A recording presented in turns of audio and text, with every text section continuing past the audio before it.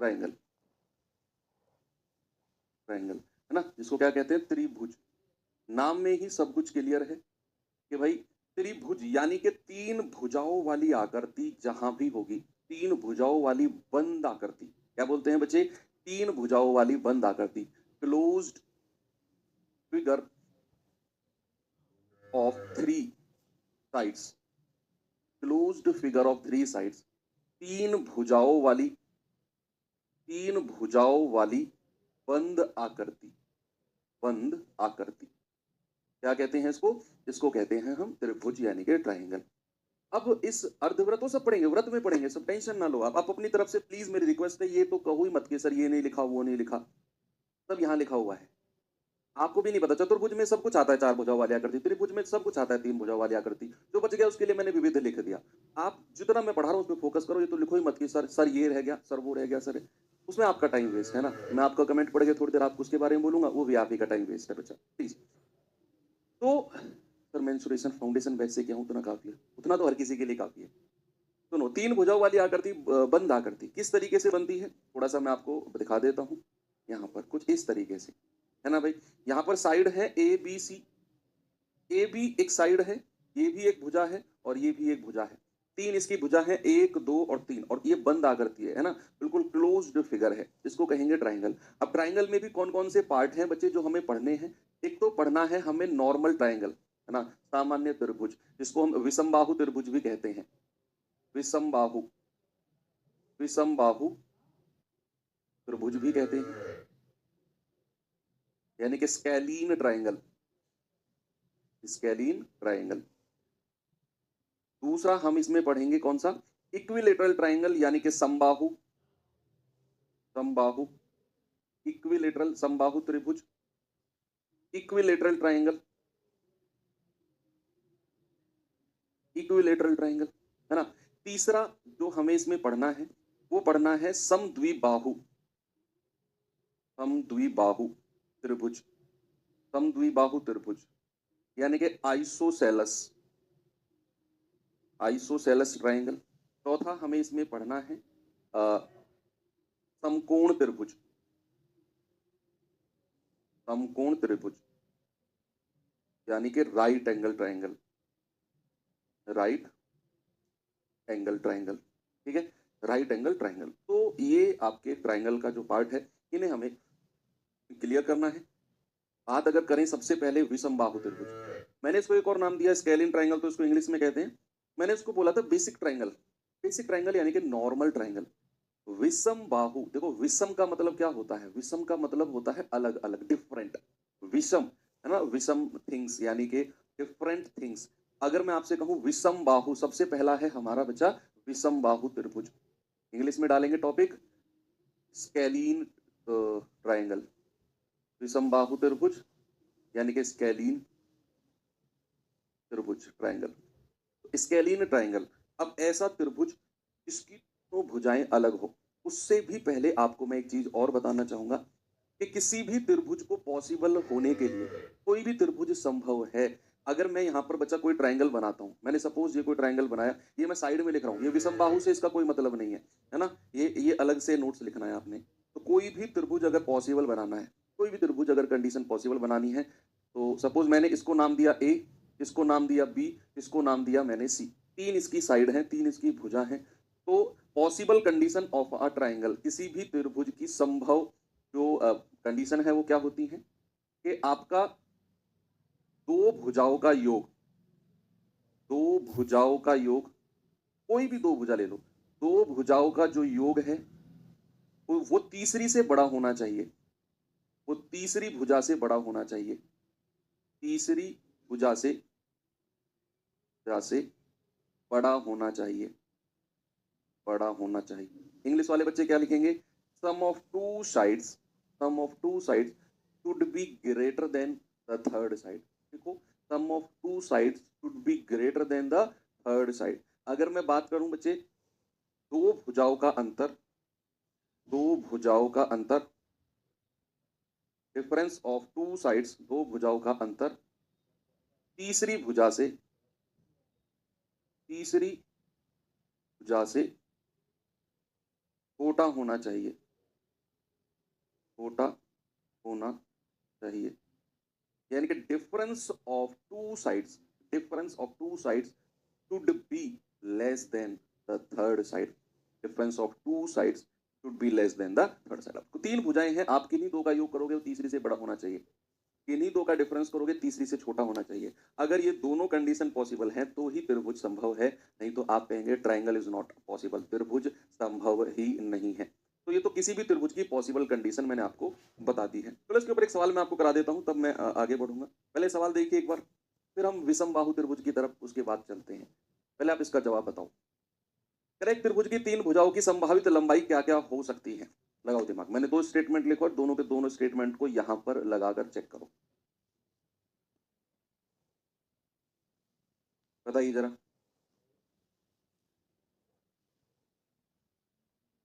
क्या क्या कंडीशन हो सकती है? मैंने कहा दो का योग तीसरी से बड़ा होना चाहिए, दो का डिफरेंस तीसरी से छोटा होना चाहिए। क्या मैं इन दो का योग कर सकता हूं? 3 और 2 5 तीसरी से बड़ा है? नहीं। कहां बड़ा है भाई? 3 और 2 5 तो तीसरी से छोटा है। मैंने कहा योग तीसरी से बड़ा होना चाहिए, तो ये तो पॉसिबल कंडीशन है ही नहीं। आगे बढ़ो। 4 और 3 7, क्या तीसरी से बड़ा है? हाँ जी। 4 और 3 का डिफरेंस क्या तीसरी से छोटा है? हाँ जी।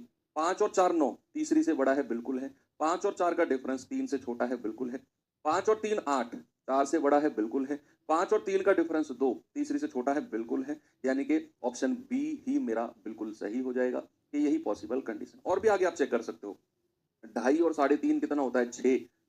6 के बराबर है, बराबर भी नहीं होगा तो भुजाओं का योग बड़ा होगा। भाई 2.5 और 3.5 होता है 6, 6 के बराबर है, ये पॉसिबल कंडीशन नहीं है। आगे बढ़ो। 4 और 4 8, अरे ये तो 9 से छोटा हो गया। भाई मैंने कहा दो भुजाओं का योग तीसरी से बड़ा होना चाहिए, तीसरी से बड़ा होना चाहिए। तो 4 और 4 8, ये तो 9 से छोटा हो गया। भाई ये भी कंडीशन पॉसिबल नहीं है, ऑप्शन बी ही आपका पॉसिबल केस बनता है। तो इस तरह के सवाल भी आपके कई बार एग्जाम में बन जाते हैं। तो चलिए, हमारा टॉपिक है विषम बाहु त्रिभुज। क्या है बच्चा? विषम बाहु त्रिभुज। और तो मैं अलग से ही आपको लिखवा देता हूँ। विषम बाहु त्रिभुज, ये रहा हमारा विषम बाहु त्रिभुज, यानी कि स्केलिन ट्राइंगल। अब त्रिभुज तो वही है भाई, ये रहा हमारा त्रिभुज। अब क्या करना है? 1 बाय 1 इसके फॉर्मूलेज लिखने हैं और उनको याद करना है। बहुत डिटेल में हम मेंसुरेशन के नहीं जाएंगे, पूरी की पूरी मेंसुरेशन से एक सवाल आएगा, मैं बहुत डिटेल में घुसूंगा तो कोई फायदा नहीं है। अब ये विषम बाहु त्रिभुज यानी कि ऐसा ट्राइंगल जिसकी तीनों भुजाएं अलग अलग हों, तीनों साइड अलग अलग हों, दैट इज कॉल्ड विषम बाहु त्रिभुज। और विषम बाहु त्रिभुज का जो परिमाप होता है, परिमाप तो त्रिभुज छोड़ो, अभी मैं आपको एक बात बताने वाला हूं। इंग्लिश में क्या कहते हैं? पेरीमीटर। पेरीमीटर, जो पेरीमीटर परिमाप होता है ना, वो होता है सभी भुजाओं का योग। चाहे मैं त्रिभुज कोई सा भी त्रिभुज कहूं, चाहे मैं चतुर्भुज कोई सा भी चतुर्भुज कहूं, हमेशा याद रखना पेरीमीटर का मतलब होता है सम ऑफ ऑल साइड्स। सारी भुजाओं को जोड़ दो, उसी को ही पेरीमीटर बोलते हैं। यानी कि ए प्लस बी प्लस सी, ए प्लस बी प्लस सी क्या हो जाएगा? आपका पेरीमीटर हो जाएगा। क्या हो जाएगा बच्चा? पेरीमीटर हो जाएगा। अगर मैं कहूं अर्ध परिमाप क्या होगा? अर्ध परिमाप बता सकते हैं आप मुझे? अर्ध परिमाप यानी कि सेमी पेरीमीटर, सेमी पेरीमीटर, इसको शॉर्ट फॉर्म में स्मॉल एस से भी डिनोट करते हैं। अर्ध परिमाप सेमी पेरीमीटर होता है परिमाप का आधा। क्या होता है बच्चा? परिमाप का आधा होता है। तो परिमाप का आधा आप करेंगे तो a plus b plus c by 2, ये होता है सेमी पेरीमीटर। Semi perimeter. और अब आता है थर्ड पॉइंट, किसका? एरिया का। क्या आता है बच्चा? एरिया का फॉर्मूला आता है, और एक नाम दिया गया है, हिंदी में तो इसको क्षेत्रफल कहते हैं। क्षेत्रफल। तो किसी भी स्केलिन ट्राइंगल का जो क्षेत्रफल, जो एरिया होता है ना, वो हीरोज फॉर्मूला से आता है। क्या बोलते हैं उसको? इस फॉर्मूले को बोलते हैं heroes formula. Heroes formula. Scalene triangle का जो हम एरिया निकालेंगे उसको हीरोज फॉर्मूला बोलते हैं। और हीरोज फॉर्मूला क्या होता है? Under root of S, S minus A, S minus B और एस माइनस का सी, ये होता है आपका area of a scalene triangle, किसी भी विषमबाहु त्रिभुज। और विषमबाहु नहीं, किसी भी त्रिभुज में आप लगा दो। आगे मैं जितने भी ट्राइंगल आपको पढ़ाऊंगा ना, हालांकि उनके एरिया के मैं अलग अलग फॉर्मूले आपको लिखवाऊंगा, लेकिन ये फॉर्मूला आप किसी भी ट्राइंगल में लगा सकते हो। हर किसी के लिए पॉसिबल है ये। Under root of S, S minus A, S minus B और एस माइनस का सी। बात क्लियर हुई? क्लियर हो? तो ये चीज आपको ना याद हो, एक बार में याद नहीं होंगे, एक पेज में अलग लिखो सारे फॉर्मूले। और फिर उनको रट्टा मारो, एक तरफ से क्वेश्चन प्रैक्टिस करो, फॉर्मूलेज के रट्टा मारो, भाई पढ़ने तो हैं। इतनी बात क्लियर है। एरिया का एक और फॉर्मूला होता है बच्चा कि किसी भी त्रिभुज की अगर मैं बात करूं, किसी भी ट्राइंगल की अगर मैं बात करता हूं, इस पॉइंट से अगर मैं सीधी एक रेखा यहां पर डालता हूं, इस पॉइंट से, तो इस पर परपेंडिकुलर यानी कि 90 डिग्री का कोण बनाती है, लंबवत होती है, लंबवत यानी कि 90 डिग्री का एंगल बनाती है, उसको कहते हैं हाइट। क्या कहते हैं? उसको कहते हैं एच। और जिस पर ये लंबवत डलती है उसको कहते हैं बेस। क्या बोलते हैं? B4 क्या होता है बच्चा? बेस। हिंदी में इसको क्या बोला जाता है? आधार। आधार। और H4 क्या होता है? हाइट। हाइट, जिसको हिंदी में क्या कहते हैं? ऊंचाई। क्या कहते हैं? ऊंचाई। क्या बात क्लियर है आपको? बिल्कुल क्लियर है। तो एरिया ऑफ ट्राइंगल, जब भी आपको आधार और ऊंचाई दी होगी तो बच्चा क्षेत्रफल का जो फॉर्मूला होता है ना भाई, जो एरिया का फॉर्मूला होता है, एरिया का याद रखो। एरिया का जो फॉर्मूला होता है वो होता है 1/2 गुणा बेस गुणा हाइट। 1/2 गुणा बेस गुणा हाइट, ये होता है एरिया का फॉर्मूला। अगर किसी भी सवाल में, अगर किसी भी सवाल में आधार और उस पर ऊंचाई आपको देगा तो याद रखना 1/2 गुणा आधार गुणा ऊंचाई ही क्षेत्रफल हो जाएगा। ठीक है, कोई दिक्कत आपको नहीं है? यस। अब इसके ऊपर चलो, आपको मैं सवाल करा देता हूं। जो दो फॉर्मूले आपको मैंने लिखवाए हैं, जरा देखते हैं बच्चे, जल्दी जल्दी आंसर बताएंगे मुझे। एसएससी जीडी 2024 में पूछा गया सवाल है, जरा देखिए।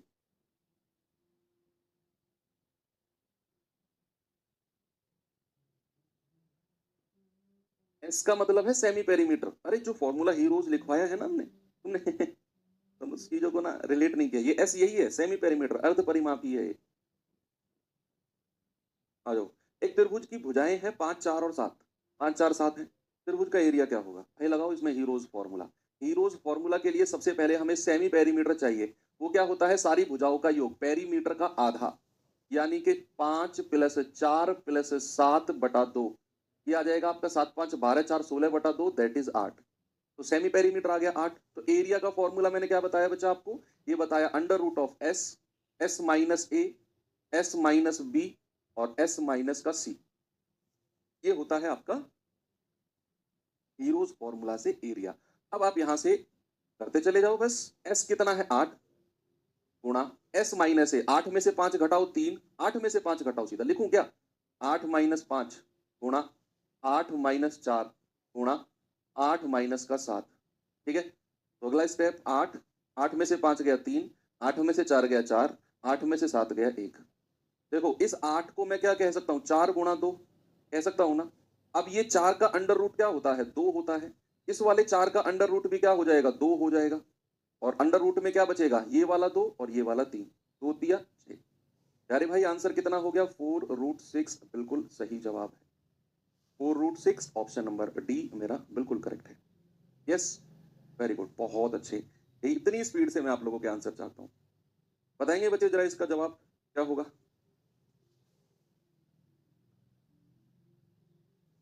बताओ भाई। सवाल करा एक त्रिभुज में यदि सबसे लंबी भुजा 15 सेंटीमीटर सबसे बड़ी और दूसरी भुजा है 12, दूसरी साइड है 12, कह इसका पेरीमीटर 34 है। परिमाप क्या होता है? सारी भुजाओं का सम। परिमाप है 34, तो त्रिभुज का एरिया क्या होगा? सबसे पहले हम क्या करेंगे? हम तीसरी साइड निकालेंगे। भाई परिमाप दे रखा है हमें तीसरी भुजा, है ना? परिमाप दे रखा है तो दो साइड दे रखी है, तीसरी निकाल लेंगे। फिर हम क्या करेंगे? हम सेमी पेरीमीटर निकालेंगे, परिमाप का आधा, और फिर वहां से हम हीरोज फॉर्मूला लगाकर अपना आंसर कर लेंगे। तो अगर मैं आपसे कहता हूं बच्चा कि एक साइड तो 15 दे रखी है, दूसरी साइड 12 दे रखी है, पेरीमीटर कितना दे रखा है? 34। अगर मैं तीसरी भुजा को सपोज एक्स मान लेता हूं, तीसरी भुजा एक्स क्या हो जाएगी? 34 माइनस 15 + 12। भाई दोनों भुजाओं को जोड़कर मैं घटा रहा हूं इसमें से, ये आ जाएगा 7। तो तीसरी साइड कितनी आ गई? 7। तीसरी साइड 7 आ गई, क्योंकि पेरीमीटर क्या होता है? सारी भुजाओं का योग, तीनों का जोड़ो। 15, 12, 27 + x = 34। तो x कितना हो जाएगा? 7 हो जाएगा। अब हम सेमी पेरीमीटर निकालते हैं। वो होता है पेरीमीटर, परिमाप का आधा, यानी कि 34 का आधा आप करोगे तो आपको मिलेगा 17। तो एरिया क्या होगा? क्षेत्रफल √(S), S-A, S-B और S- का C। S कितना है? 17। 17 में से 15 घटाओगे 2, 17 में से 12 घटाओगे 5, और 17 में से तीसरी भुजा 7 घटाओगे तो 10। अब जो चीज बाहर निकल सकती है ना उसको निकाल लो बाहर, बढ़िया है। देखो 2 पंजे कितना होता है 10, और 10 धाम 100, यानी कि 100 गुणा 17, है ना भाई, 2 पंजे 10, 10 धाम 100। अब 100 का तो 10 बाहर आ जाएगा, और 10 रूट 17। कहीं ऑप्शन में दिख रहा है क्या आपको? दिख रहा है मुझे भी, ऑप्शन नंबर सी। कितना आंसर आ गया? 10 रूट 17। यही हमारा क्षेत्रफल हो जाएगा। तो ये सवाल भी आपका जीडी में आया हुआ है। एक और सवाल देखिए बच्चे जरा, और बताएंगे मुझे इसका जवाब।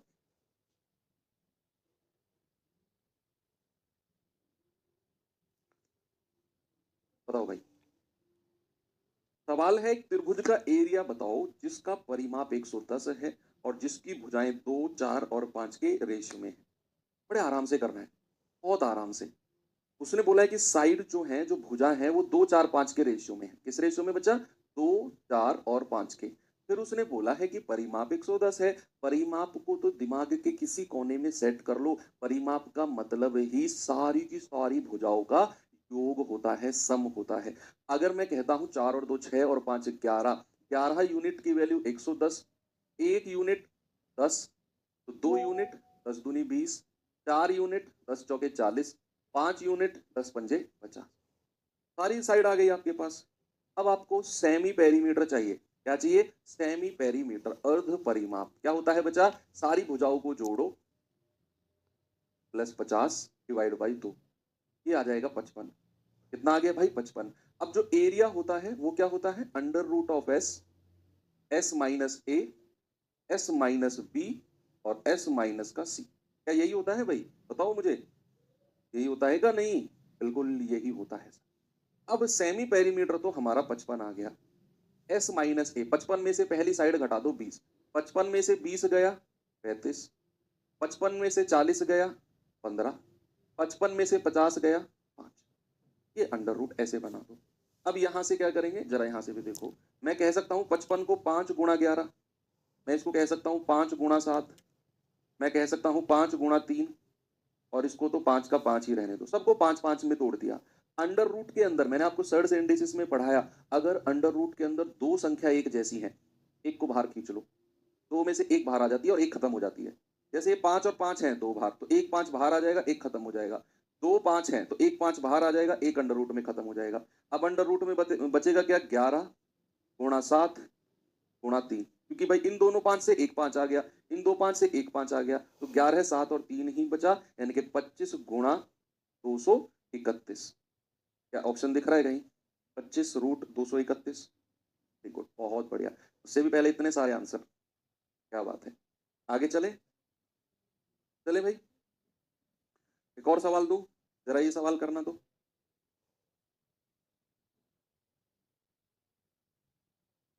बताओ जरा।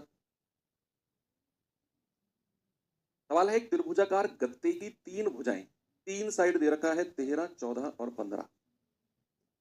8.75 रुपए प्रति मीटर स्क्वायर की दर से ना इसको रंगना है, पेंट करना है। तो बताओ कितना खर्चा होगा। सवाल ने बोला है कि भाई 8.75 रुपए प्रति मीटर स्क्वायर, यानी कि 1 मीटर स्क्वायर को रंगने के लिए 8.75 रुपए लगते हैं, 1 मीटर स्क्वायर को पेंट करने के लिए। तो आप क्या करो, इसका पूरा एरिया निकाल दो। एरिया कितना मीटर स्क्वायर है, और उसको 8.75 से मल्टीप्लाई कर देना। 1 मीटर स्क्वायर को पेंट करने में इतने पैसे लगते हैं, तो पूरा गत्ता पेंट करने में कितना लगेगा आप मल्टीप्लाई कर देना। तो सिंपल, ठीक है।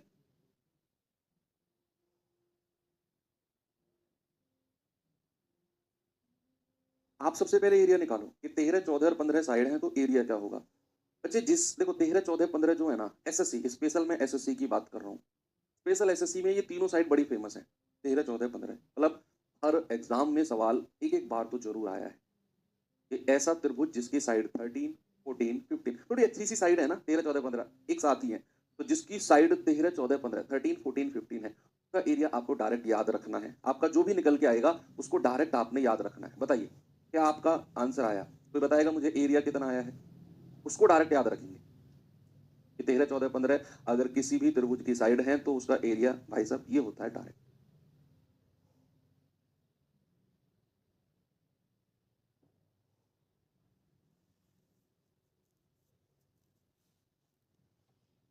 यस, बिल्कुल सही बात है कि सर हमारा एरिया आया है 84 मीटर स्क्वायर, और इसको डायरेक्ट याद रख लो कि किसी भी त्रिभुज की साइड अगर 13, 14, 15 है तो उसका क्षेत्रफल 84 मीटर स्क्वायर है। 84 मीटर स्क्वायर, नहीं तो फिर कर लो भाई। सेमी पेरीमीटर क्या आएगा, सभी भुजाओं को जोड़ो, 13 प्लस 14 प्लस 15 बटे 2, 5 4 9 3 12, 1 2 3 4 यानी कि 21 आ जाएगा। तो एरिया कितना हो जाएगा, एरिया हो जाएगा आपका एस माइनस ए, 21 में से 13 गया तो 7 और 1 8, s minus b 7, s minus c. ठीक है भाई, 21 को मैं ऐसे लिख सकता हूं 7 तिया 21।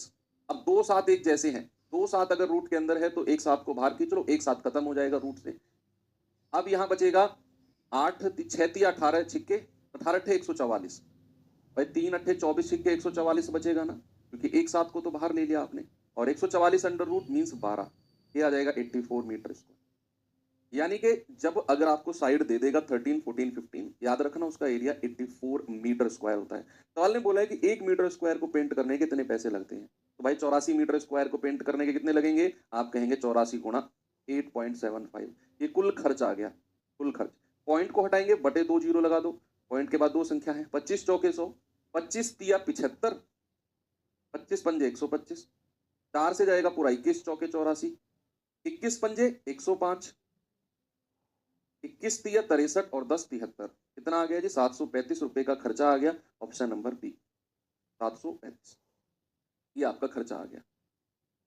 चलिए आगे चलते हैं, जरा इस सवाल पे आइए, देखेंगे बच्चे जरा सवाल को क्या है इसमें।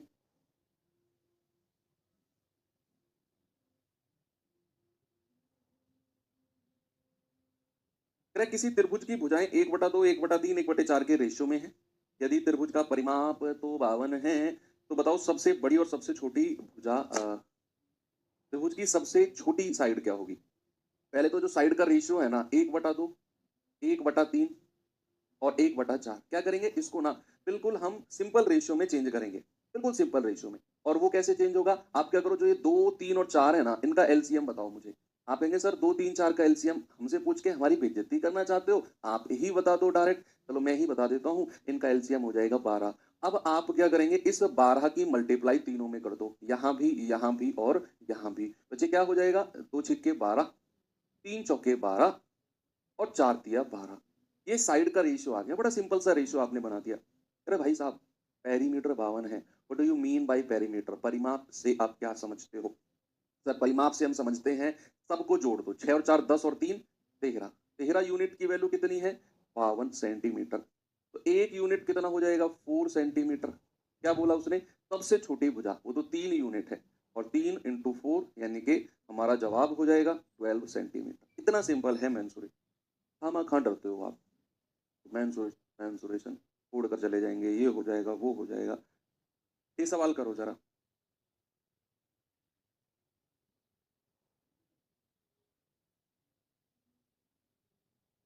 सवाल कह रहा है, यदि किसी त्रिभुज का क्षेत्रफल 1176 सेंटीमीटर स्क्वायर है, 1176 सेंटीमीटर स्क्वायर है, कह रहा है आधार और संबंधित ऊंचाई, बेस और हाइट का रेशियो आपको दे दिया 3 4 का। भाई बेस और हाइट का रेशियो क्या दे दिया, 3 4 का दे दिया।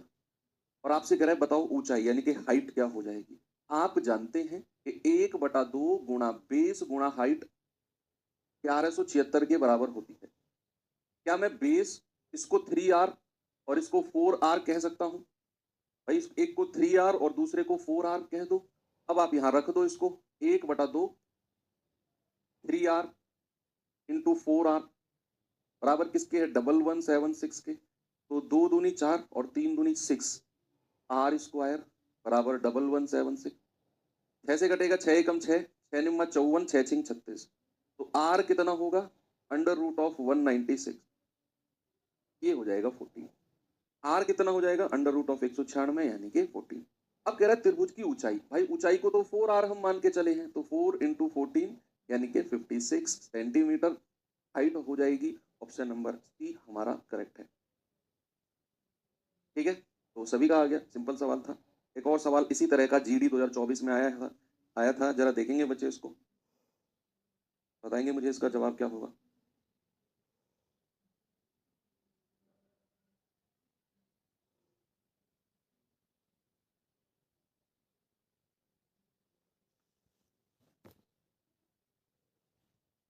उस त्रिभुज की ऊंचाई ज्ञात करो जहां उस ऊंचाई के संगत आधार ऊंचाई का आधा है। यानी कि जो बेस है ना वो हाइट का आधा है।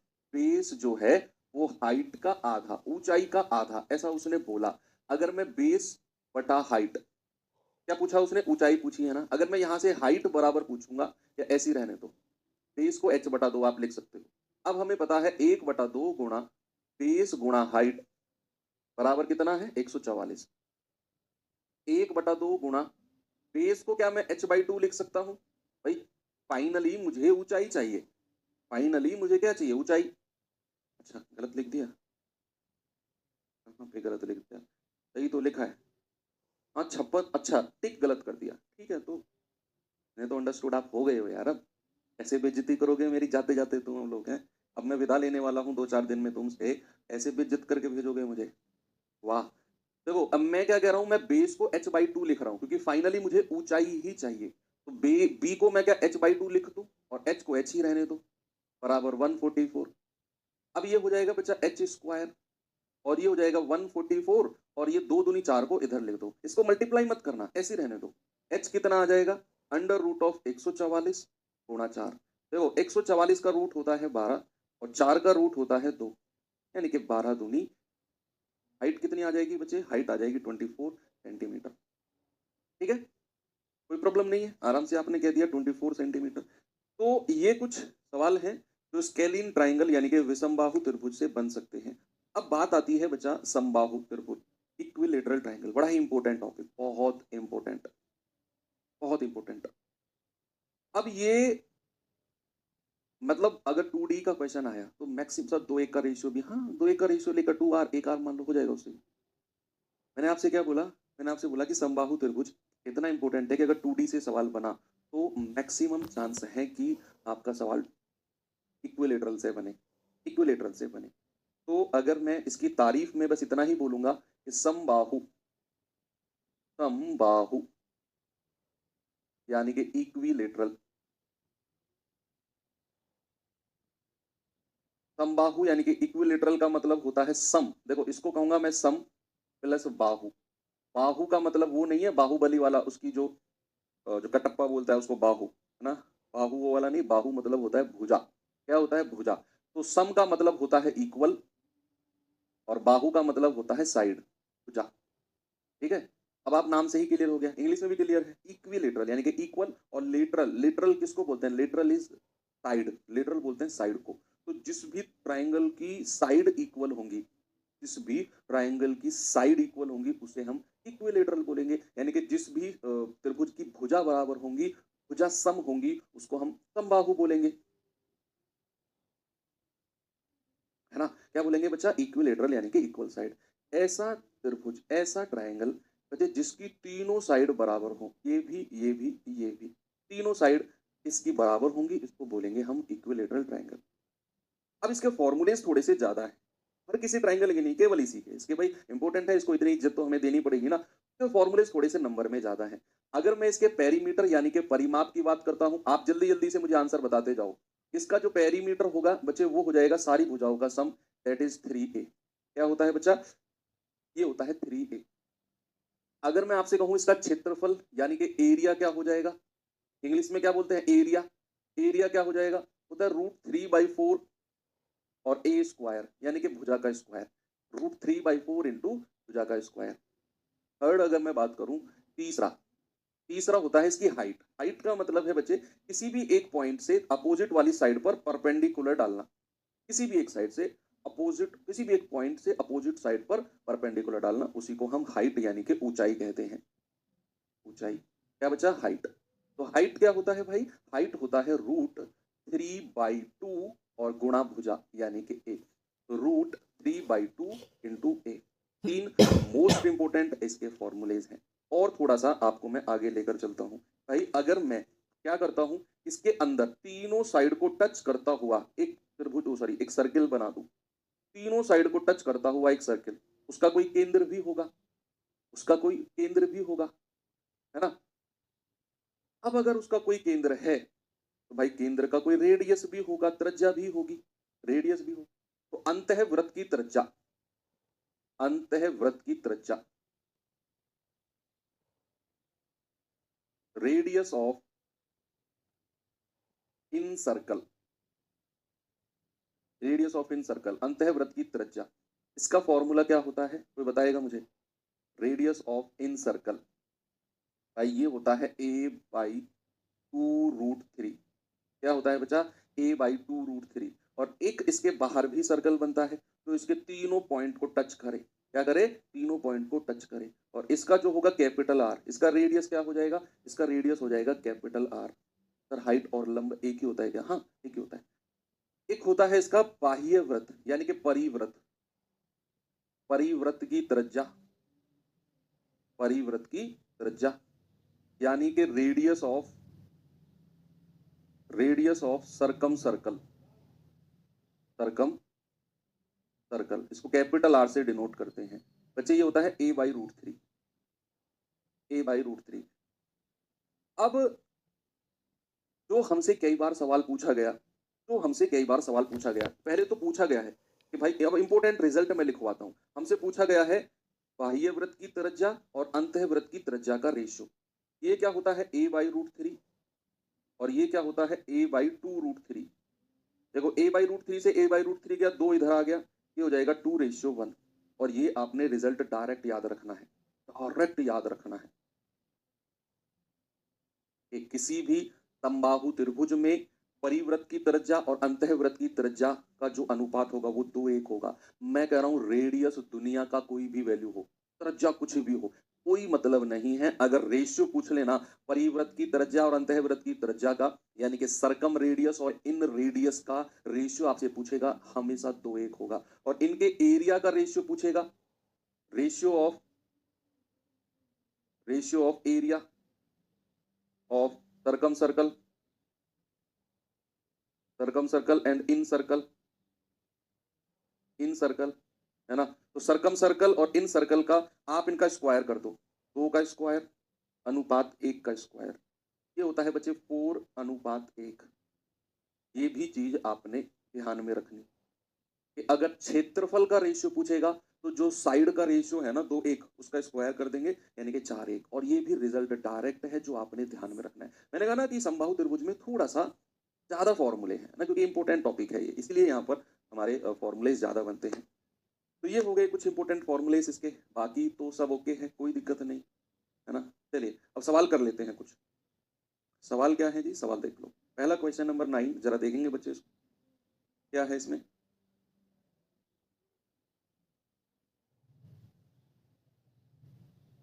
सर परिव्रत अलग और अंतःव्रत अलग कभी होगा ही नहीं भाई, कितना भी अलग हो, अच्छा तो तीनों साइड को ही करना पड़ेगा ना उसे। रेडियस अलग अलग कैसे हो सकती है? अलग अलग होगी तब भी कोई फर्क नहीं पड़ेगा, भुजा तो एक ही रहेगी ना। रेडियस का इंपैक्ट भुजा पर होता ही नहीं है, भुजा कट जाती है आपस में। सर कैसे जाने कौन सा त्रिकोण है? लिख के देगा, देखो ऐसे लिख के देगा, उस समबाहु त्रिभुज, लिख के दिया उसने, उस समबाहु त्रिभुज, find the side of an equilateral, ऐसे पहचानना है कौन सा ट्रायंगल है। उस समबाहु त्रिभुज की भुजा ज्ञात करो जिसका क्षेत्रफल आपको 16√3 सेंटीमीटर स्क्वायर दिया हुआ है, सेंटीमीटर स्क्वायर, चलो वहां तो है भाई। क्षेत्रफल का फॉर्मूला कितना होता है बच्चा? √3/4 इंटू भुजा यानी कि साइड का स्क्वायर बराबर 16 रूट 3 से √3 गया, 16 चौके 64, यानी कि ए स्क्वायर कितना आ गया? 64। और यहां से ए कितना हो जाएगा? √64 एंड दैट विल बी 8। तो साइड कितनी हो गई? साइड हो गई 8, भुजा हो गई 8। आगे बढ़े, नेक्स्ट ये सवाल बताइए जल्दी से।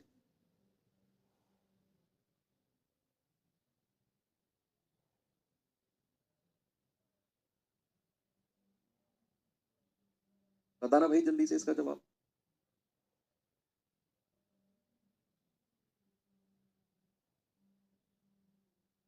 आंसर, हाँ आंसर सेंटीमीटर में तो आएगा, भुजाई तो पूछ गए, सेंटीमीटर में आएगा आंसर, स्क्वायर में क्यों आएगा? क्षेत्रफल दिया हुआ है। कह रहा है कि समबाहु त्रिभुज का पेरीमीटर इतना है तो ऊंचाई बताओ कितनी है। परिमाप क्या होता है? 3 गुणा भुजा, और वो किसके बराबर है? 36√3 के बराबर।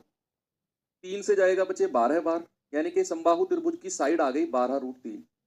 आपसे उसने क्या बोला है? आपसे बोला है उसका ऊंचाई, हाइट। हाइट क्या होती है? √3/2 इंटू ए, यानी कि √3/2 और a कितना है 12√3, तो ये जाएगा 2 छक्के 12 और 6 गुणा √3 को √3 से गुणा करोगे 3 आएगा और 6 तिया 18। आंसर हो जाएगा ऑप्शन नंबर 1। भाई आप याद रखना √a को अगर आप √a से गुणा करते हो तो a मिलता है हमको, है ना, तो √3 को √3 से गुणा करोगे हमें 3 मिलेगा। आंसर आ गया 18। ये सवाल देखिए जरा,